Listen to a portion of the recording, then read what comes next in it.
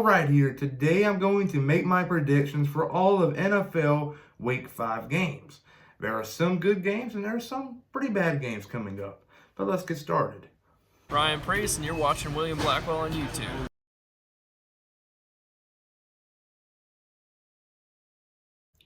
All right, here starting off on Thursday night at 8:20 p.m. You got the Tampa Bay Buccaneers traveling to Soldier Field to play the Chicago Bears. I think this game is going to be really good, and I think the Tampa Bay Buccaneers will prevail and win on the road. But now you fast forward things to Sunday at 1 o'clock p.m. You got the Carolina Panthers taking on divisional rival, the Atlanta Falcons. Atlanta has been terrible this year, while on the other hand, Carolina has been hit or miss. But I think this weekend, though, in Week 5, I think Carolina's going to be hit, and they're going to win this game by a lot. After that, you got the Buffalo Bills taking on the Tennessee Titans. This game right here is still in jeopardy whether or not it will be played, but let's just assume it's going to be played. And if it is, I think the Buffalo Bills will travel to Nashville City to play at Nissan Stadium and win this game on the road. This is going to be a huge, huge upset if this were to happen. After that, you got the Las Vegas Raiders taking on their divisional rival, AFC West, the Kansas City Chiefs at Arrowhead Stadium. Arrowhead Stadium, with its fans there, is pretty hard to win.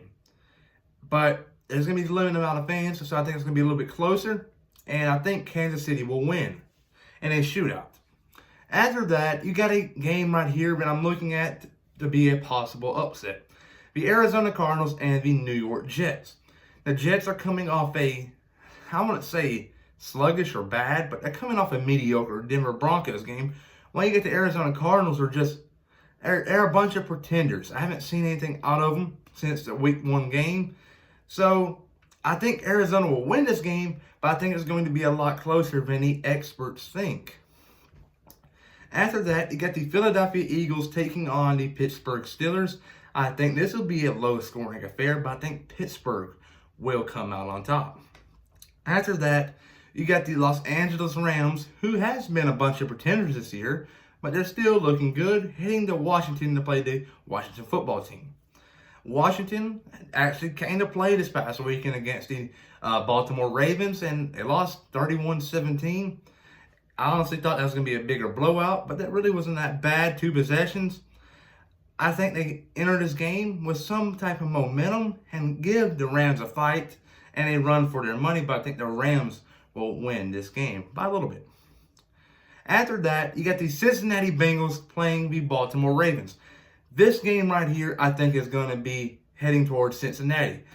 Joe Burrow finally picked up his first NFL victory, going to Baltimore to play the Ravens, where they lost to Kansas City last week, and they played terrible against the Washington football team. So I think they enter this game a little down, and I think Joe Burrow is going to come to town and beat the Baltimore Ravens. After that, you got a game right here that I'm going to keep my eye on. It's the Jacksonville Jaguars and the Houston Texans. I'm keeping my eye on this for one reason. The Houston Texans are 0-4. While the Jacksonville Jaguars are 1-3, but their head coach, Doug Marrone, his job is in jeopardy. And if he doesn't win this game, they're going to be 1-2 in divisional play. So this is not good if they lose this. They're going to have to win this game. And if he doesn't, he might get the boot after this game. Who knows? But I think, though, Gardner Minshew will prevail and pick up Jacksonville's second win of the season. But now, you fast forward to 4:05 p.m., you got the Miami Dolphins traveling across the country to play the San Francisco 49ers, and I think the Miami Dolphins will prevail and win this game. I think it's going to be a lot closer than people think. There you go.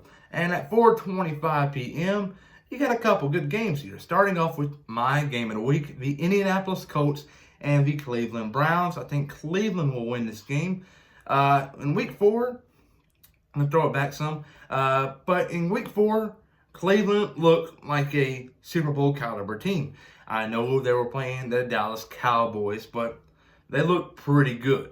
I think this game right here is going to be a lot closer, but I think Cleveland, though, will put up some good points on the board. I'm talking about maybe 30 to 40. After that, you got the New York Giants taking on divisional rival, NFC East rival, if you will, the Dallas Cowboys. I think Dallas will win this game by a lot. After that, you got the Denver Broncos and the New England Patriots, assuming New England plays. I got New England. It's just simple. Denver is not going to win that many games with a third-string quarterback, and that's just easy to say. And then you fast forward to Sunday night at 8:20 p.m., you got the Minnesota Vikings traveling to play the Seattle Seahawks. I think this game right here is going to be really low scoring, but I think Seattle will prevail. Now you fast forward to Monday night, and it's the last game of the week. You got the Los Angeles Chargers. It's pretty unknown who's the starting quarterback, either Justin Herbert or Tyrod Taylor. Let's just assume it's going to be Justin Herbert taking on the New Orleans Saints and Drew Brees. And I think, without hesitating, I think Michael Thomas should be back for this game. It's pretty unknown, but I think he will be back for this game. And if he is, it's going to be a big boost for that New Orleans offense. I think New Orleans will run over the Chargers. So there you go. But you got two teams having a bye this week in Week 5. And it's going to be two NFC North teams, the Green Bay Packers and the Detroit Lions. But there you go. There are my Week 5 predictions. Everybody, though, remember to please like and subscribe and comment down below if you agree or disagree. I'm curious to know.